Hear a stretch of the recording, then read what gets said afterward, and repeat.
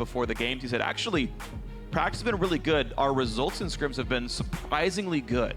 So, Froggen said, scrims don't matter, but EchoFox, I think, might be a real sleeper here this season. Yeah, Froggen talking about how they were like, we're shooting for like 25-minute games, so we can actually speed things up and close them out like scrims. But Froggen playing 25-minute games just feels weird. Right? It's just, it shouldn't exist in this world. It's the darkest timeline. We are here in the darkest timeline. Comp Elimination would actually fight against each other in bot lane a few seasons ago. Now they're fighting against each other with the notebooks behind the teams here being coaches. It's fun to see players shifting around. I got to talk to Jess, one of the analysts for Dignitas as well. He's saying, like, yeah, he feels better being in the back lines as well. So interesting seeing players mature as their careers progress. Nidalee Gangplank, Tom Kench off the field. No Nidalee for Rush. I think that's a very smart choice. Meanwhile, spattering a champions away from EchoFox. A lot of things still available. Like Anivia. Yeah. You wouldn't first pick that, though, would you? Probably not. Probably not contested. But I do want to go back to High and his shot calling here, because in a lot of people's eyes, Cloud9 really doesn't function without High. And yesterday, what happened with Cloud9 is they got caught off guard by some picks. They didn't know how to adapt with that Cho'Gath in the top lane. And then also, they got in a position where they're playing from behind. And that was one of High's biggest strengths, was he was one of the best shot callers in the world at playing from behind and never giving up and finding ways to play the map and get them back in the game. And they seem to lack that without him. But now, him back in there, the question is, does his shot calling outweigh his lane performance, and can Cloud9 actually kind of shore that weakness up and play their game? Yeah, Sneaky, one of the very best AD carries North America has ever seen, and him getting out of lane well is definitely a big deal for the Cloud9 roster. So High, his first competitive game as support. This is going to be important to watch for. Lissandra picked up for KFO or maybe Froggen for EchoFox, but C9 grabbing Fiora for balls. Blind-ish. Yeah, blind-ish. Fiora is okay into Lissandra. The way that people adapt for her build is you actually build Jarm's Fist first while you work towards Titanic Hydra. Hold on to Titanic Hydra so that you don't get burst out by her and you don't have that threat on you. Then when you complete Black Cleaver, you swap it over to Ravenous Hydra. And then when you get full build again, you have the option, do I really want that auto attack reset for Vitals? Do I want to be able to actually have that HP that I've gained from all my other items to synergize? So you get to make these types of trade-offs, but that's typically the build you'll see to avoid getting burst out. Nice to cast with someone who likes talking about items as much as me. So thank you, Zirene, for making me feel a little bit more sane. As Froggen hovers the Anivia, because why wouldn't you? As time ticks down, EchoFox do have to decide what they want to do. I think you leave the Lissandra up as a flex for a bit longer and pick some of the other roles here. It looks like it will be Jungle Rek'Sai and AD carry Misfortune picked up. MF, after the 6.1 nerfs, Make It Rain now does 90 less damage at rank 5. And this is my first time seeing her. It hasn't actually fallen off as much as you would have thought because of the 90 damage. Played her earlier as well. Yeah. It's just so strong. If somebody like plays Morgana and lands a binding, and then you're able to follow up with a full bullet time, you pretty much need somebody with like Braum to stand in front of them or Windwall to stop it, because they're going down. And also, E wasn't always used just for the damage. It would apply very quickly, but people could get out of it. The slow is incredibly good, 60%, and then also it just makes Thunderlords go off immediately for great harass in lane. My personal favorite MF dual lane combo is Misfortune Soraka, because both of those zones are cast from so far away, and while you're silenced and slowed, you cannot escape the zone. You are guaranteed to be rooted, and you're guaranteed for the combo to come through. It's actually pretty insane. I saw it come out of China in week 1 of the LPL, and I was like, this is now officially my best bot lane of all time. Yeah, actually, I favored Morgana as the bot laner, because you both put down zones, and then Thunderlords goes off on both. Silent zone is better. But it doesn't tick off Thunderlords, and you don't take Thunderlords. Who cares? You instant kill them. Either way, Elise and Caitlyn coming through here for Sneaky. He used to be one of his better champions, but we haven't seen a lot of Caitlyn after the changes. But trap spam and long range and headshots galore. Of course, the Elise for Rush, he should feel great on an early game pressure jungler. Yeah, see what he can do on that. His performance yesterday was not up to the par or the bar that we know Rush to have, and not going for the Lee Sin despite it being open. So a little bit of a different kind of a look here for Rush. But Sneaky on Caitlyn, you know, it's an old classic of his, but at the same time, Caitlyn has that new look to her. She's able to actually have these great long-range headshots if you land somebody in a trap or if you hit him with a 90 caliber net. I was talking with Dyrus on the desk, and he was saying he's very surprised that Caitlyn wasn't picked up, because when you looked at her numbers early on when she was reworked, they looked really good. You're sitting there going, 1,000 damage crits, that should be insta-pick. But she wasn't actually picked up, and she wasn't as effective as her numbers showed. So I'm curious to see what Sneaky does here. And meanwhile, Sneaky just getting farther and farther away from some pretty good zone control champions, right? Get away from a bullet time, get away from Anivia, get away from Lissandra especially, who loves to prey on AD carries. And Twisted Fate gonna be the last lock in here. TF versus Anivia. Welcome back to like season 2, everybody. These champions have never gone away, and they're definitely back right here. So putting the whole lineups together, a lot of engage tools from Cloud9, and Echo Fox actually have a number of ways in as well. Yeah, Echo Fox has a lot of wave clear here, so the Twisted Fate as an answer has this global pressure where you can actually split a lane on the other side where Froggen isn't there with the Anivia, because it's so annoying to try and siege a turret against an Anivia. She's just going to clean it out immediately. Yep. So I like this pickup here. It's also going to add some wave clear to their own composition, but I actually think a lot on this is who gets pressure in that top lane. Because what KFO is going to try to do is help engage these fights on Lissandra, maybe flank, try and get involved in the 5-on-5. Balls is going to try to split push. Balls is going to try to be a force that takes turrets for his team, and if he can actually get a large edge over KFO, then he can just take over the game, and the Anivia won't be as impactful because you can only hold one lane at a time. Absolutely. So as we get ourselves ending champion select and the coaches walk over after their closing remarks for the teams, Cop wondering, where's my opponents? There we go, elimination showing up. You only get so much time. Get off the stage. Yep. Well, it was lane swap for a bit. Cop was alone in that mid lane for a little while. Lemon finally showed up to roam. Lemon was always like that, man. Sneaky's just farming in the lane swap. Yeah. It's okay. We're good. Now, guys at home, head over to Twitter. Let us know who's going to take this game. Send your votes to @LPL with the hashtag FoxWin or hashtag C9Win. Let us know who it's going to be. Echo Fox right now 1-0. Could end the week in first place. Cloud9 off to a rough start against Immortals yesterday, but now could answer back, be one of the middle of the pack teams at 1-1. Here we go into the game. Who's it going to be? Let us know.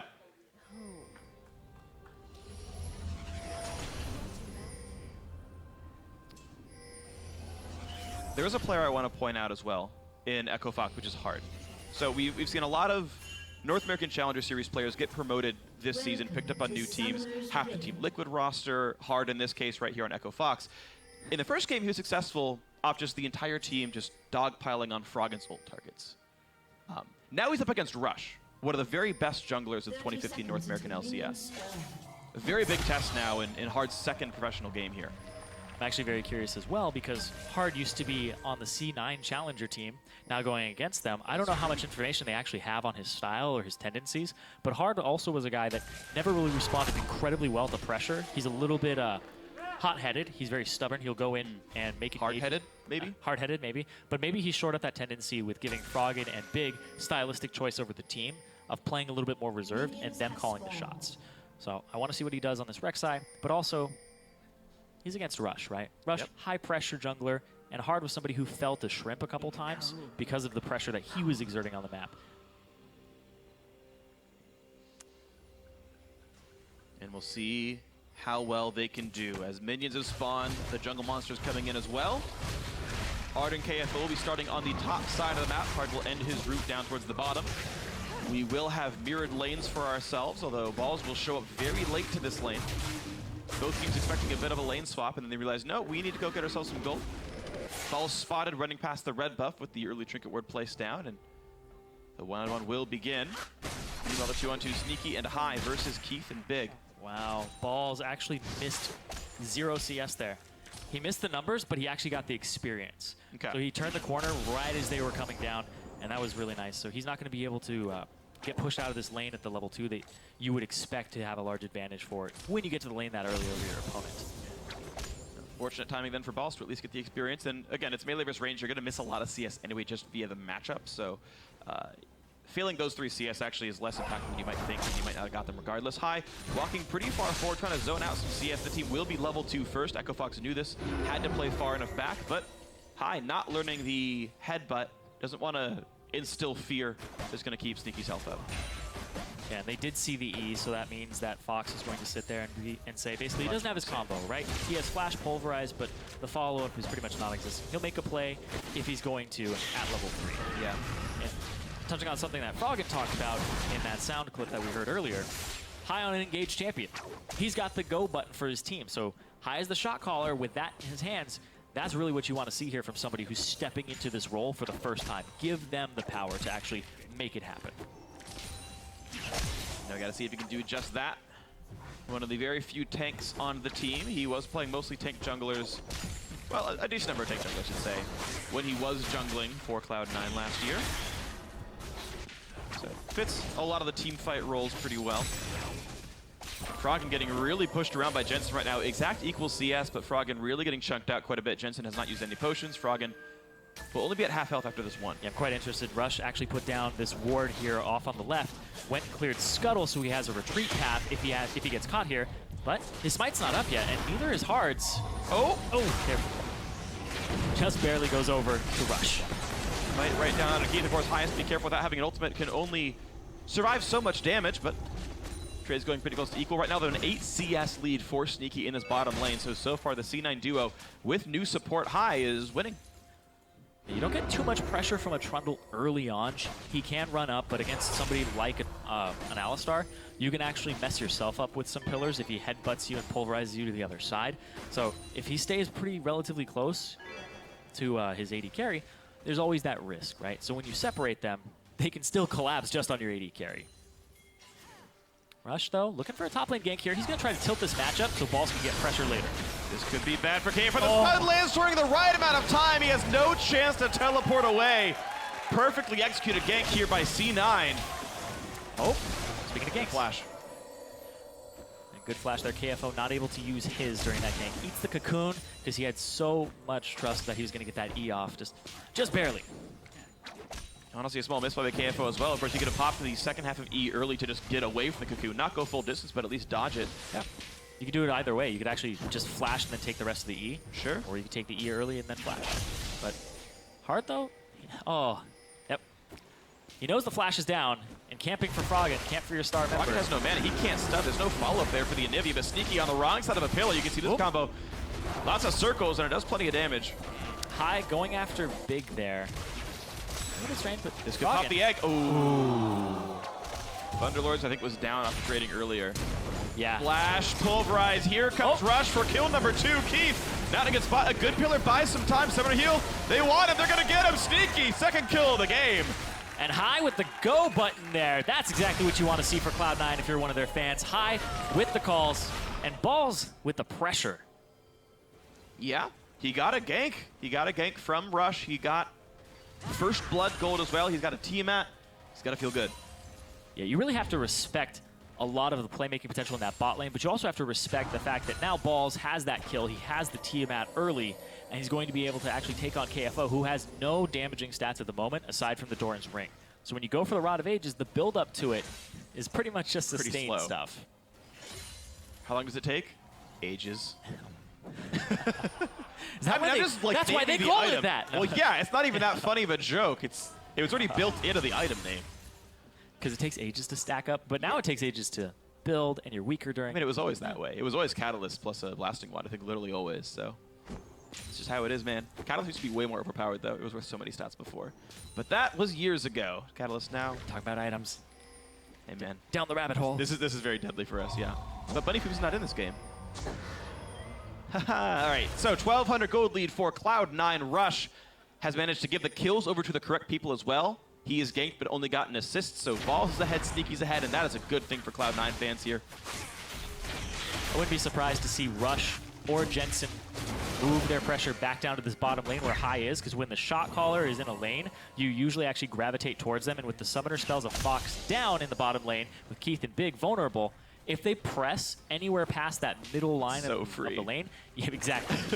And also, C9 have some good wards that see people coming towards them, and they also have a pink ward in the top right. God, this lane sucks. Look at these minions right here. Yeah, look how outnumbered this minion wave is. Sneaky can freeze this in perpetuity. Keith is basically not allowed to CS anymore without getting potentially ganked. Hard, they're going to go top lane. He's going to look to knock this guy down. Balls will have to burn Flash.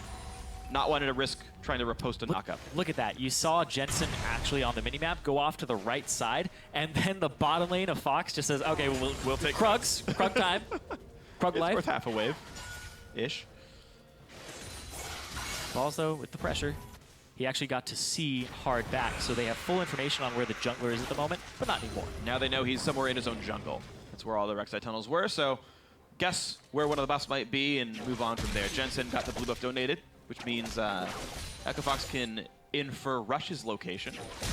At least on the bottom side. Hey, bot lane, be careful. Oh, everybody, looks like it's going to be a party in this bot lane here. Balls has TP, but so does Jensen. So that could be a very outnumbered fight very quickly with Rush sneaking up the back of this lane.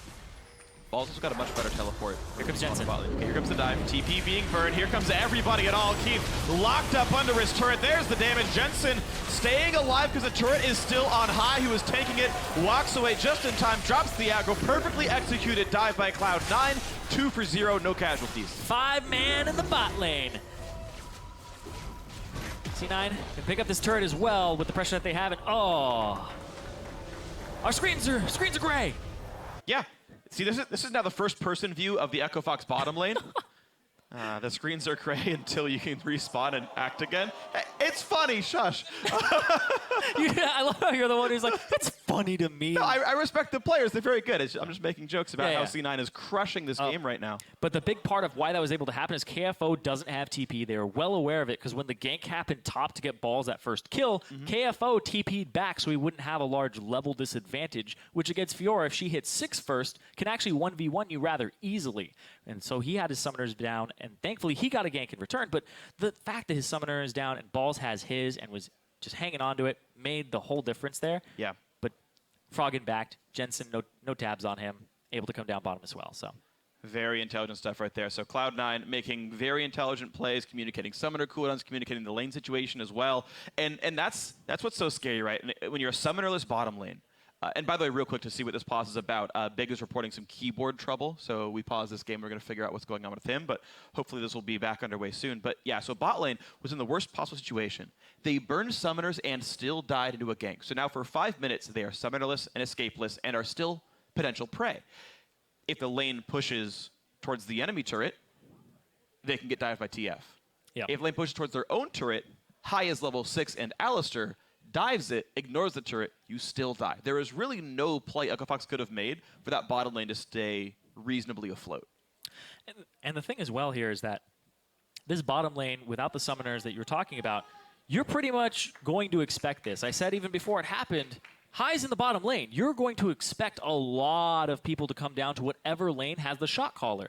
And it happens all the time. If the shot caller's a top laner, you usually are calling the jungle to your lane and vice versa, right? It just plays on natural tendencies. If you're naturally vocal, you're just going to be better at communicating what's going on in your lane. And if one of your lanes says, hey, flash is down bot lane, as a jungler, you should probably go there. Yes. If no one else says anything, you're like, well, go to this bot lane right here. Just like, I like gold. Yeah, yeah. And 4 assists here for a Rush. He's been perfect so far. We can watch that dive again and watch High's engage. Yeah, Froggen isn't even back to lane just yet. And there we go. High into the back line. Hard doesn't even get to knock him up. Keith knocked against the wall, knocked up as well. And High has aggro, pops the ulti, so he's not even going to go down from the turret, and he's saving everybody here on his team. Just the nice cleanups there. Summoner spell advantage, and also just positioning advantage at the start, as well as level 6 coming out as well. And so as much as EchoFox's bot lane couldn't have done much, I think they needed Hard and Froggen to pressure mid lane. If Jensen can't show up, that dive is much less likely, and you just keep pressuring that earlier flashless TF, and that I think was the only pressure point EchoFox could have had to try to alleviate strain until the flashes came back up. Hard to do, though, and either way, a much better execution by Cloud9, solid lead by these guys, and this is what you expected out of Rush and what you expected out of High. Yeah, and the problem is that when you get in that scenario, you're pretty much already going to die. Because what the mistake wasn't that that play was able to happen, it's that you blew the flashes on the previous one. But speaking of making plays, though, Sneaky all alone. And a pillar stops him up, so Sneaky's got nothing to do right here. Has to walk forward away from bullet time. Keith pulls aggro. He's going to survive this, though, and get his first kill of the game. Oh. And High out of nowhere over the wall. Flash burn. Froggen ice balls himself off. Cocoon by Rush, though, is in range. Burns the egg, and who's going to get the gold? They can give to whoever they want. Jensen takes it 5-1 Cloud9. That wall almost able to keep Rush out, but the Cocoon over it, and just the CC back-to-back. that's one of those moments as well. People are able to collapse on you, but they do get a turret on the bottom side as an answer for this one that's going to go down in the mid lane. And that's the price of your support roaming. You can go into that lane right away. They do pick out Sneaky well, but of course C9 getting more because their team is able to stick. Yeah, and exactly. KFO, he's pulled to the middle lane because they don't want to lose the tier 2, and they need to have wave clear here. That's going to give Balls the top lane turret. No problem. He's just been free pushing this entire time. And he's getting farther and farther ahead in farm. There's also the Joram Zist you talked about during the pregame as well. Balls getting a little bit of health to make sure the matchup goes well. And Balls can even freeze this lane. It's like to play the lane swap game, but, you know, 15 minutes later, well, 10 minutes later, I should say. A little bit of a miscommunication, too, at least in my opinion, is KFO used his teleport to be a part of that 3-man dive, and he didn't even end up with an assist. So now he doesn't have TP. Balls will have it ahead of him again, and now Balls has the opportunity to make another play on the Fox team. That was one of the concerns with mixed language teams here. Echo Fox, you know, picking the best players they can find, but sometimes that doesn't always work out for communication. We've seen TSM have a slow start because of not language, but coordination issues with a new roster, and some teams are slower starters. Echo Fox, you're seeing some of the teams because of that. Also, it could just be too many resources, right? Fox is a new team overall, and Big, we know he has a lot on his shoulders with the shot calling here. So if he's saying, we need to dive this and get everybody here, it's just too many resources, just an overcommitment. And then you lose a lot more on the other side of the map. Yeah. So when you're ending up in the LCS with teams that are going to punish you like this, you have to expect it. But Echo Fox still making some good plays. You can see they've come back right into the mid lane. You can see the dual lane of C9 already went up to the top despite the outer turret being gone. And it means Echo Fox is able to jump in there, get what they wanted. And the turret score getting closer to equal, but of course the kills still have C9 at a pretty distinct advantage. Yeah, about 4,000 gold here. Balls with complete pressure in the bottom lane. And you can see here, KFO went for Catalyst, got his boots because they're very cheap, but then he starts going for a Seeker's Arm Guard just because he needs some type of defense to survive. So he's delaying his Rod of Ages even more. It's literally going to take ages now. Like, I think you're actually more durable by just finishing the Roa than actually going towards Arm Guard. Arm Guard's 1,200 gold, Roa's okay, about 1,400-ish. Like, it's a bit more expensive from where he is right now, but it's just more stats that way. I think it's actually just flatly incorrect by KFO right now. But instant gratification. I want the armor. It actually also has to stack up, by the way. Like, it's not even like it's a better mechanic in terms of right now getting stats. Oh, well, it's not the biggest deal in the world, to be completely honest. I just like to nitpick. Sneaky, high. I almost said Sneaky Lemon, by the way, even though he's not in the game. It's just, it's been 2 years of that, like, being the lane 2.5 now, so. You just got me right there. I was like, have I ever said Lemon this game yet? During the coaching part, yeah. Yeah. But Sneaky and High, yeah, pushing this lane up together. High absorbing quite a bit of XP. He's actually fairly high level for support, level 8 right now. Froggen, not there for the wave clear just yet, so we'll get some pop shots on this turret. He's actually going back to mid because it's being shoved by Jensen, but simultaneously bot lane is being shoved by Balls, who has a Titanic Hydra to just components here from KFO. Yeah, it's getting rough. Well, we've realized that Korean Challenger is less than NA Diamond 2. Balls is winning his lane against KFO. Proof is right here in this game. Has nothing to do with rush ganking for the lane at all. Cloud9 continue to do very well in this game, though. 4,000 gold up. Top lane tier 2 taking a lot of punishment. Won't get killed just yet, but now with Jensen coming over, they're really going to put the damage in. One more hit will do it. Oh, Sneaky! Oh, that was a mistake. He has to burn Flash to get away. Heal burned as well, and the team's going to try to re-engage. Turret finally comes down.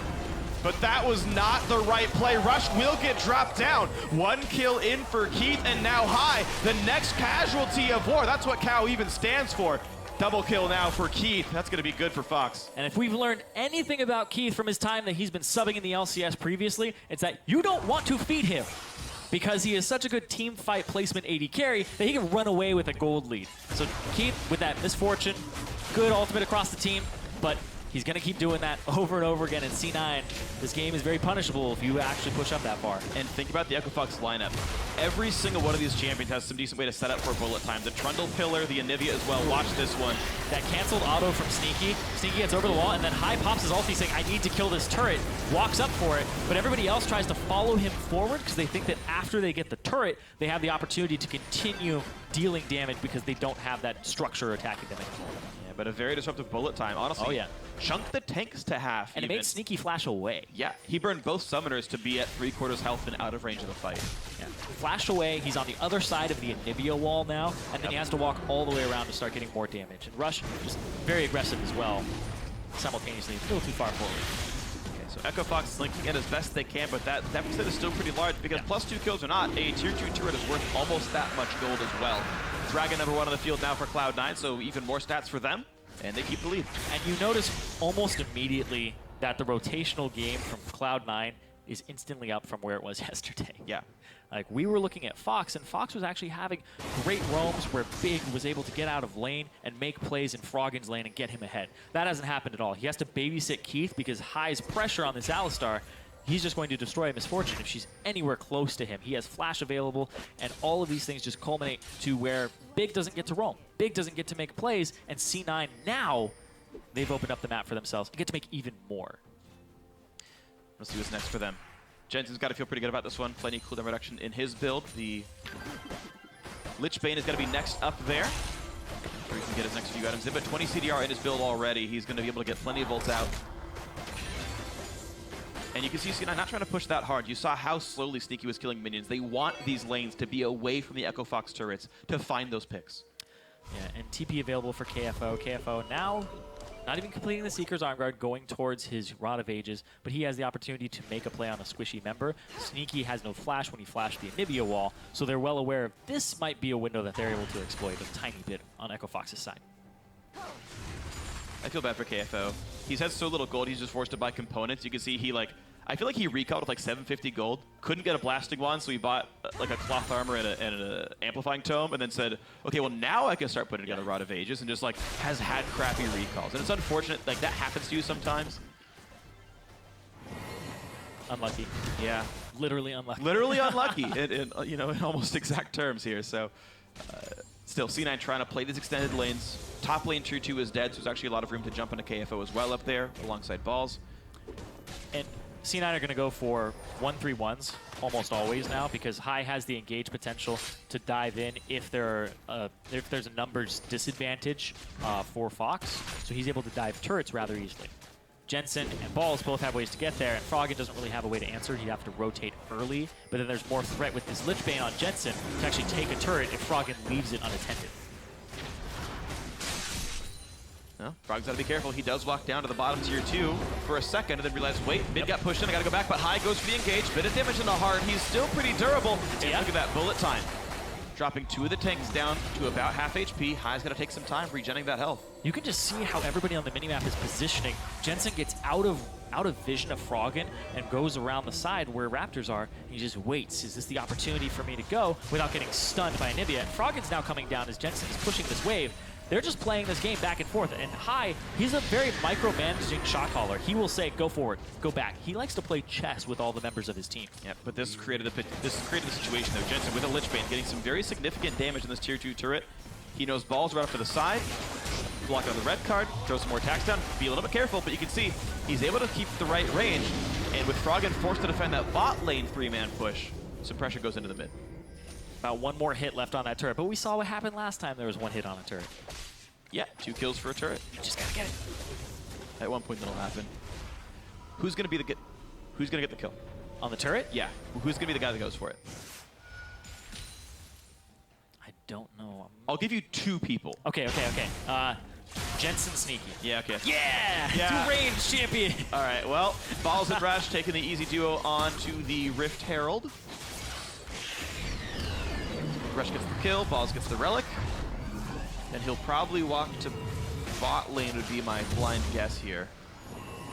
Yeah, I assume so as well. We haven't seen a TP or a Destiny play in a long time now from C9. They do have that pressure and that opportunity, though. And this is mostly from champion select and as well as the summoners that Froggen decided to take for himself. Farm Alarm comes back out. Rek'Sai back on the map hard.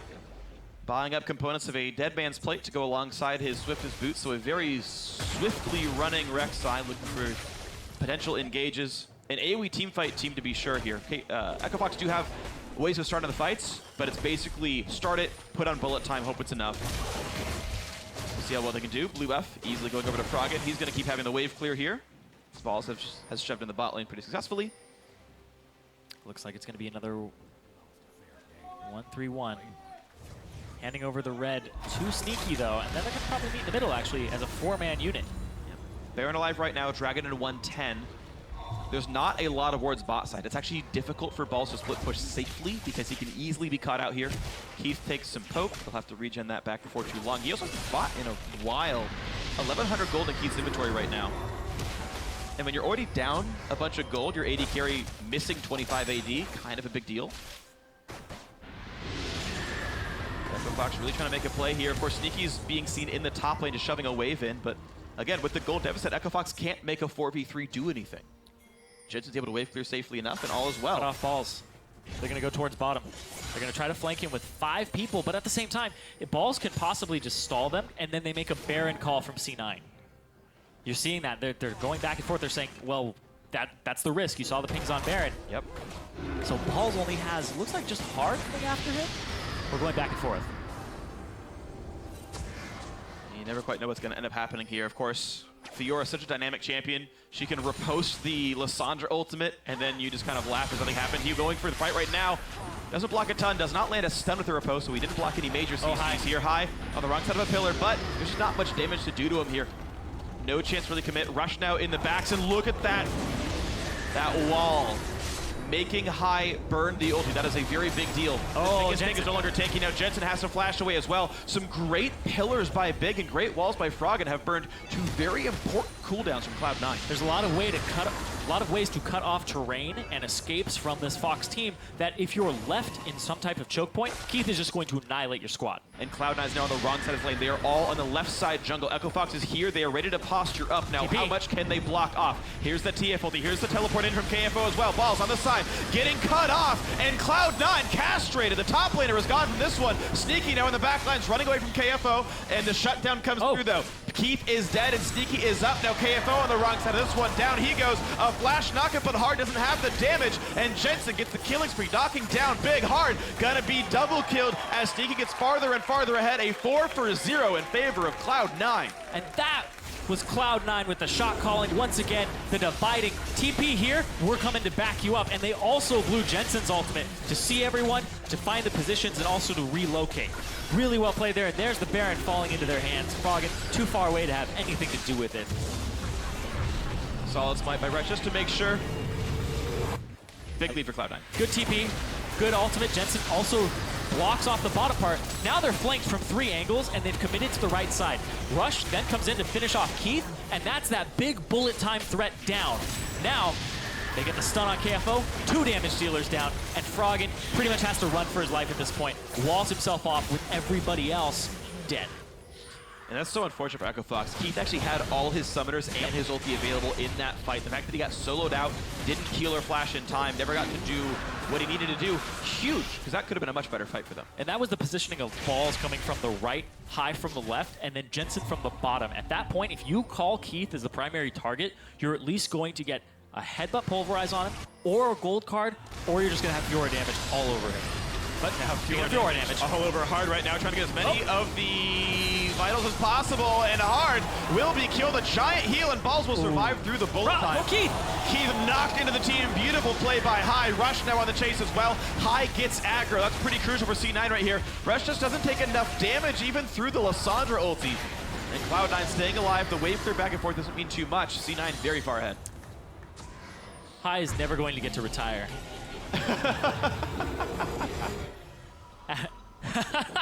The Brett Favre of Cloud9. That's true. He is a lot of C9's identity as well, their calls, but also a little bit of their face too. A lot of people think of Cloud9, they think of High. But his calls here, coming around the side, really good play to actually focus off Keith again. And I think that's pretty much C9's strategy, is go for Keith.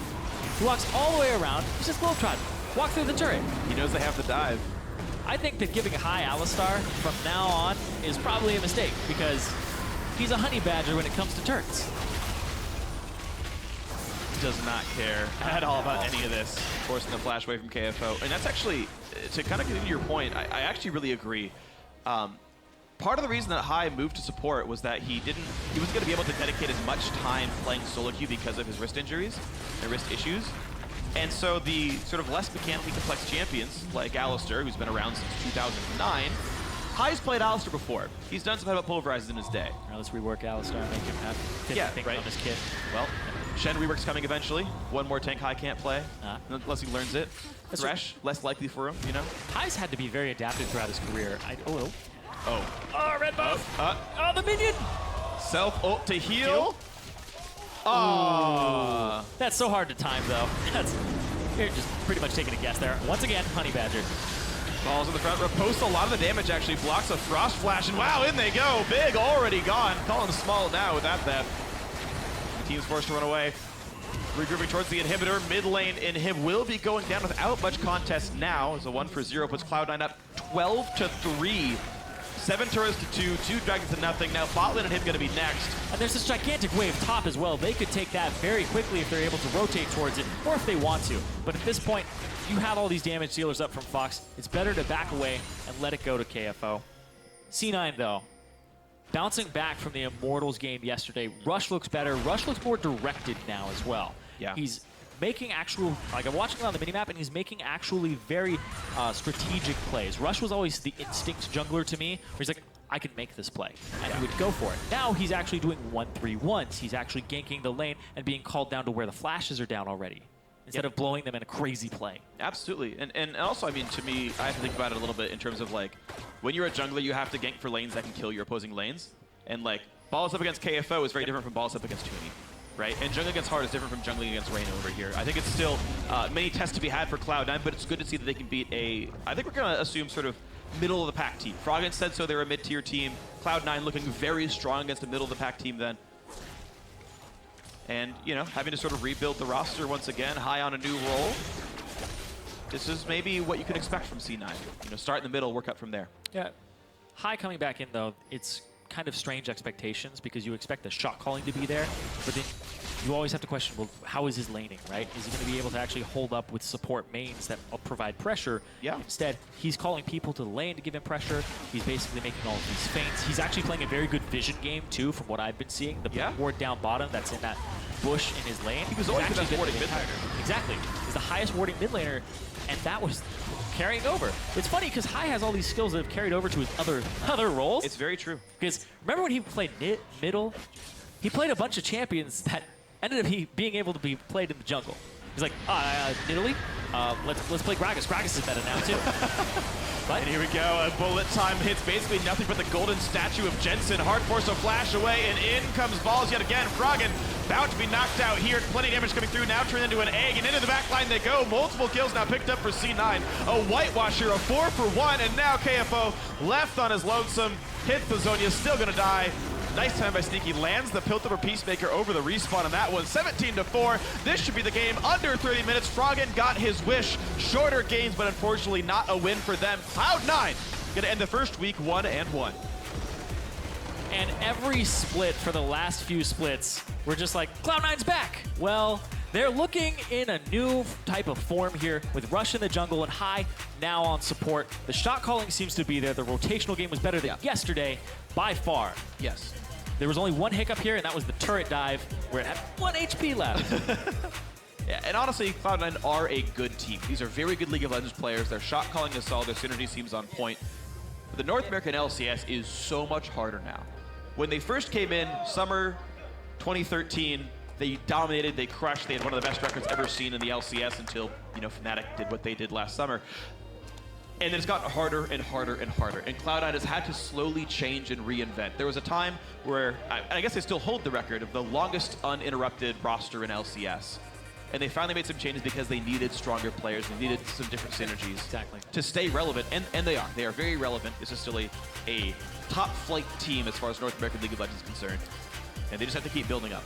Exactly. We're talking about on that team when they made Worlds and quarterfinals and then they dropped to Fnatic. There was people were criticizing the high champion pool, and then people were talking about, well, let's get somebody new. And then eventually they moved to Jensen to try and make these changes because they thought they had peaked as a team where they hit a plateau. They aren't able to burst through, and so they're trying these different things.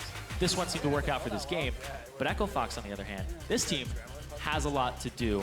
They have a lot of work ahead of them. They haven't peaked just yet. They're not even close to plateauing. There's a lot of potential here with this squad. Keith, He got fed, but they were able to deal with it. Not as fed as he would have liked to be. Yeah. Bit of a